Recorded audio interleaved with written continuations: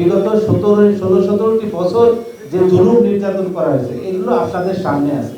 কিভাবে আয়নাঘর, গুম, খুন, ক্রসফায়ার, রিমান্ড, মানে কোনো কারণ ছাড়াই, ঘটনা ছাড়াই গায়েবী মামলা দিয়ে বছরের পর বছর জেলখানায় ভরে রাখা, এগুলো আপনাদের কাছে আছে।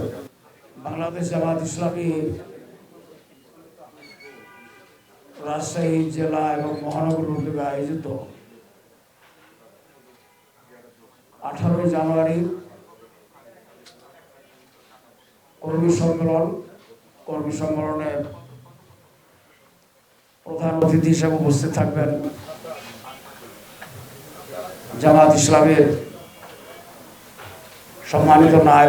সম্মানিত আমির, বিশ্ব ইসলামী আন্দোলনের অন্যতম সিপাহ সালার ডাক্তার শফিকুর রহমান, সাথে অন্যান্য নেতৃবৃন্দ উপস্থিত থাকবেন। নর্থ বেঙ্গল ইন্টারন্যাশনাল ইউনিভার্সিটিতে যোগাযোগ ও সাংবাদিকতা অধ্যয়ন বিভাগে অনার্স ও মাস্টার্স প্রোগ্রামে ভর্তি চলছে। যোগাযোগ 01-722-280875।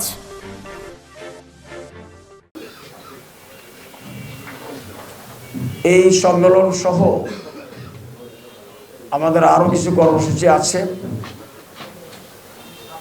দুপুরে সকাল 9টায় আমাদের কর্মী সম্মেলন, সর্বস্তরের কর্মী এই সম্মেলনে উপস্থিত থাকবেন। এরপরে দুপুরে আমাদের চিকিৎসক সমাবেশ আছে।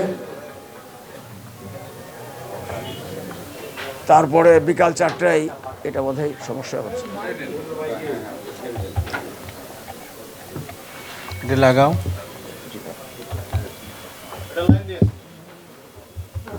লাইন নাই, নাই হচ্ছে না তো, হয়েছে না, থাক ওখান থেকেই বলেন। বিকাল 4টায় আছে আমাদের, জি হয়েছে, 3টা থেকে 4টা পর্যন্ত মহিলা সদস্য সম্মেলন। বাদ মাগরিব আছে আমাদের ব্যবসায়ীদের নিয়ে সমাবেশ। এই সকল কর্মসূচি বাস্তবায়ন উপলক্ষেই আমাদের আজকে সাংবাদিক বন্ধুদের ডেকেছি। আমাদের সাংবাদিক সম্মেলন অনুষ্ঠিত হচ্ছে। আমাদের 4টা প্রোগ্রাম, মূলত মুখ্য প্রোগ্রাম সকাল 9টায় অনুষ্ঠিত হবে জামাতের কর্মী সম্মেলন ঐতিহাসিক মাদ্রাসা ময়দানে। 2টা থেকে 3টার এই সময়ের মধ্যে পাশে যে নাইস কমিউনিটি সেন্টার, সেখানে অনুষ্ঠিত হবে মহিলা সদস্যদের সম্মেলন। এরপরে অনুষ্ঠিত হবে 3টা থেকে চিকিৎসক সমাবেশ মেডিকেল অডিটোরিয়ামে।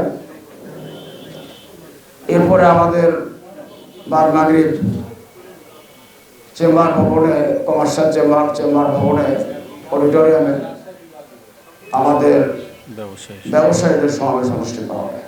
সম্মেলন যাতে আমাদের সফলভাবে বাস্তবায়ন করা সম্ভব হয়, এজন্য আপনাদের সার্বিক সহযোগিতা কামনা করে আজকে আপনারা এখানে কষ্ট করে এসেছেন। এই জন্য জেলা জামাতের পক্ষ থেকে অসংখ্য ধন্যবাদ। ওইখানে তো যে রাইজার হবে, রাইজারে মোটামুটি 25-30টা ক্যামেরা দাঁড়ানোর মতো করতে বলেছি, আশা করি যে হবে। আর সাংবাদিকদের বসার জন্য একটা আলাদা প্যান্ডেল থাকবে। একটা জিনিস বলবেন যে এই কর্মী সম্মেলনকে কেন্দ্র করে একটা বড় বেশি সমাগম হবে এই রাজশাহী শহরে। ইতিমধ্যে দেখছেন যে রাজশাহী শহরের বিভিন্ন পয়েন্টগুলোতে কিন্তু যানজটের সৃষ্টি হচ্ছে। তো এটা নিয়ে প্রশাসনের সাথে আপনাদের কতটুকু কথাবার্তা চলছে? সেই সাথে হচ্ছে এই স্টেজে যখন গণমাধ্যম কর্মীরা সংবাদ সংগ্রহ করবে, সেখানে আপনারা তাদের ইন্টারনেট যে অ্যাক্সেসটা সেটা থাকবে কিনা, কারণ এখানে অনলাইনে যারা আছে তারা লাইভ দিবে, তাদের জন্য আলাদা জায়গা থাকবে কিনা, এবং যারা ফটো সাংবাদিক রয়েছে তাদের জন্য আলাদা জায়গা থাকবে কিনা, এবং যারা টেলিভিশন সাংবাদিক, কারণ প্রথমত ট্রাফিক ব্যবস্থাপনার ব্যাপারে গতকালকেই সিটিএসবির এডিসি ট্রাফিকের ডিসি, তারপরে ট্রাফিকের সাথে রিলেটেড আরও অফিসারদের সাথে আমরা মিটিং করেছি।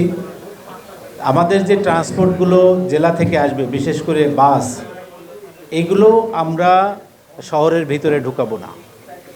এগুলো সিটিহাট থেকে ওই রোডে, এবং ম্যাক্সিমাম বাস মহিলা ক্রীড়া কমপ্লেক্সের মধ্যে ঢুকে যাবে। ওনাদের সাথে কথা হয়েছে, মহিলা ক্রীড়া কমপ্লেক্সে ঢুকে যাবে। আর এই দিক থেকে গোদাগাড়ি, তানোর, তারপরে আমাদের এই যে হরিপুর, দামকুড়া, এই এলাকার যেগুলো, এগুলো সব কালেক্টরেট মাঠে বাসগুলো আসবে। এটা ডিসি, জেলা প্রশাসন এবং পুলিশ প্রশাসনের সাথে কথা বলে এগুলো ঠিক করা হয়েছে। আর আশা করি যে যানজট, একটা বড় প্রোগ্রাম, মানুষ নামবে, নেমে প্রোগ্রামে যাবে, এই কারণে আমরা এই রুটটা, তালাইমারি থেকে এই রুটটা অ্যাভয়েড করছি। আমরা এই দিক থেকে যারা আসবে, বাঘা, চারঘাট, তারপরে পুঠিয়া, দুর্গাপুর, বাগমারা, মোহনপুর, সব গাড়ি, বাঘা চারঘাটের এই গাড়িগুলো সব বেলপুকুর থেকে বাইপাস হয়ে সিটিহাট হয়ে ঢুকবে এবং তেরোখাদিয়া পর্যন্ত আসবে, মহিলা ক্রীড়া কমপ্লেক্সে ঢুকে যাবে। এ কারণে শহরের ভিতরে যে যানজট, সেটা আশা করি হবে না, কারণ তারা এই দিক দিয়ে রাজীব চত্বর হয়ে, ফায়ার সার্ভিস হয়ে মাদ্রাসা মাঠে চলে আসবে।